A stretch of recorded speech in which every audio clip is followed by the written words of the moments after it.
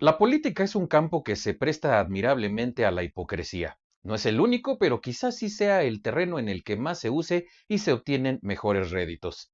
En la actualidad en México nos hemos visto inmersos en un mar de paradojas, de contrasentidos, de incongruencias y donde se ha creado un reality show con los políticos en turno convertidos en actores del entretenimiento mediático. En ese escenario es donde todo supura falsedad, hipocresía y cinismo a partes iguales. Tal es el caso de Morena en sí mismo como partido y a la vez de sus integrantes, así como de sus aliados, y para muestra el mismísimo Gerardo Fernández Noroña, quien ha salido a hacer berrinche públicamente porque no le dieron el hueso que él esperaba. Y es que hay veces que aquella máxima de que en política todo lo que se arrastra tiende a subir no se cumple, precisa e irónicamente por esa falsedad, hipocresía y cinismo. Noroña se aferra a coordinar el Senado diciendo que consiguió el tercer lugar en las encuestas, cuando en realidad el tercer lugar ponderado lo obtuvo el abuelo Monster Adán Augusto López, mientras que Noroña solo consiguió el tercer lugar en la encuesta interna de Morena. Todavía ni siquiera comienza el nuevo gobierno y Noroña ya está armando el desmadre. Para aquellos que no estén al tanto del berrinche del señor Changoleón, aquí les dejo el video que circuló hace un par de días en redes sociales. Que yo esté o no en el gabinete, no es el tema, ¿eh? Más, yo lo que estoy planteando es que se haga una encuesta para ver quién coordina el Senado, si Adán Augusto o yo. Porque como dicen que estamos empatados, porque hay quien dice que yo estaba en el tercer lugar, yo quedé en tercer lugar, y hay quien dice que él, pues que se haga una encuesta y punto. Y ya, resuelto. Y si no lo hacen y si ponen a Adán Augusto, y si me invitan o no me invitan, eso es, hubo acuerdos, se deben cumplir, y si no se cumplen, pues se toma nota y punto. Y vámonos para adelante. Yo no voy a dejar de recorrer el país, no voy a dejar de estar en la lucha, no voy a dejar de estar en el compromiso, no estoy de dejado, no estoy de dejado. Ya he planteado muy claro mi posición, no se malentienda que yo estoy de acuerdo en que me atropellen o me traten de manera incorrecta, no es así. Agradezco mucho las voces de la gente que está diciendo, ¿qué pasa ahí?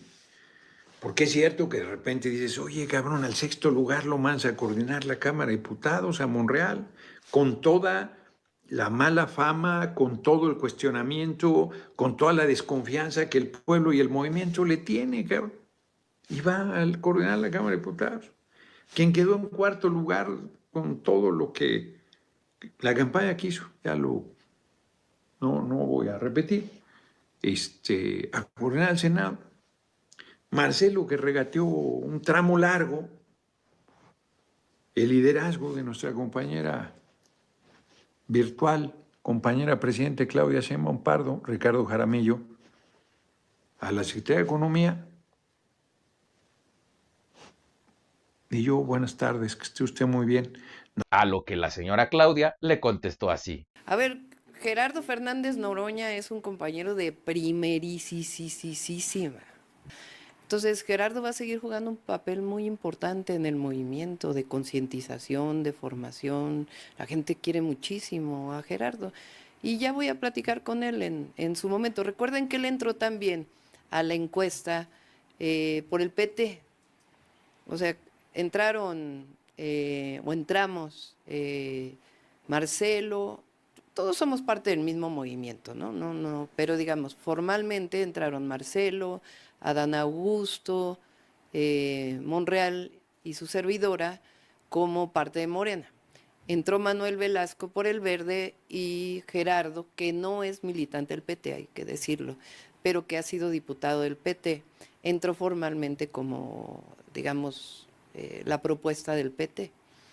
Pero es un compañero del movimiento de primera y no tiene por qué haber ni de nuestra militancia, ni de el propio Gerardo, ni nada. Él es parte pues del movimiento y de manera muy importante. Y siempre nuestro respeto y reconocimiento. Gracias. Y por si le quedaba alguna duda y quisiera seguir haciendo berrinche, el dueño del circo le contestó así. Quiero mucho a Noroña, lo estimo mucho, es un dirigente de primera. Nada más que ese acuerdo se hizo con militantes y dirigentes de Morena. Ya acuérdense que hubo un reclamo de él de que no se le había invitado, pero eso ya fue parte de la decisión que se tuvo ahí de que se tenía que invitar. Ahí mismo en esa reunión primera se decidió. Total que por todos lados me lo mandaron mucho a chiflar su flauta.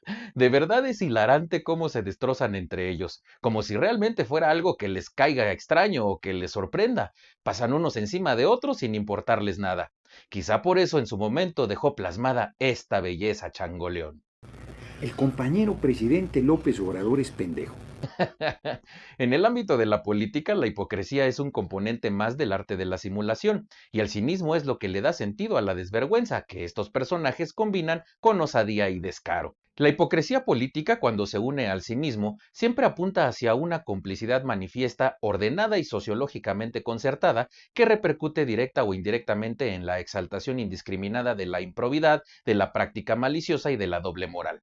Los políticos no es que mientan para ocultar una verdad, han superado esa fase. Ellos utilizan las medias verdades o las mentiras según les interese para conseguir un propósito. Hacer política es en teoría un asunto de bien público cargado de ideología, en donde se requieren habilidades para la intercomunicación, para la detección y comprensión de problemáticas que afectan a toda una sociedad o a segmentos de ella, para crear, orientar o dirigir posibles soluciones justamente de una multiplicidad de problemas, para debatir con argumentos con el fin de aceptar, apoyar, modificar o refutar otras propuestas, para alinear lo jurídico con lo ético, lo social, lo económico y lo administrativo, y también de habilidades para acordar o conciliar, negociar.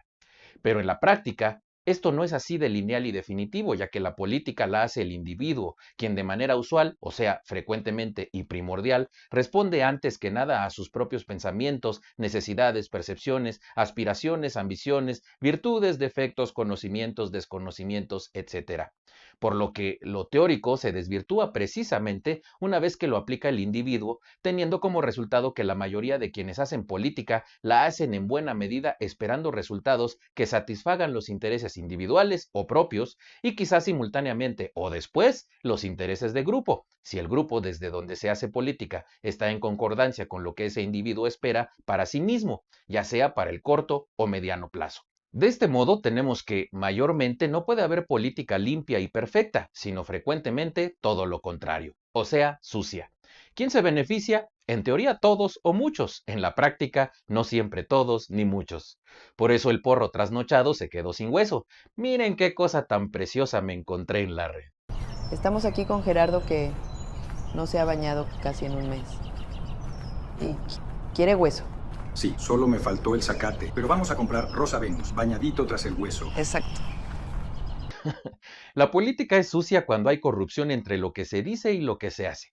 Hay corrupción cuando se ocultan agendas, cuando temas de interés nacional tienen temas que no se mencionan abiertamente, cuando la obligación del político como derecho al ciudadano es condicionada por un mutuo beneficio o cuando se antepone lo correcto a lo conveniente. Y en el caso del changoleón Noroña, las hienas que conforman la mal llamada 4T han dejado muy claro una vez más que ni entre ellos se respetan, jamás hacen lo correcto, le han dado una patada en el trasero y como buen lacayo se la tiene que tragar completita y sin hacer gestos, dejando atrás lo poco que le quedaba de dignidad, o alguna vez la ha tenido. Y si eso se hacen entre ellos, ¿qué podemos esperar los ciudadanos de a pie de este gobierno que está por comenzar? Los leo en los comentarios.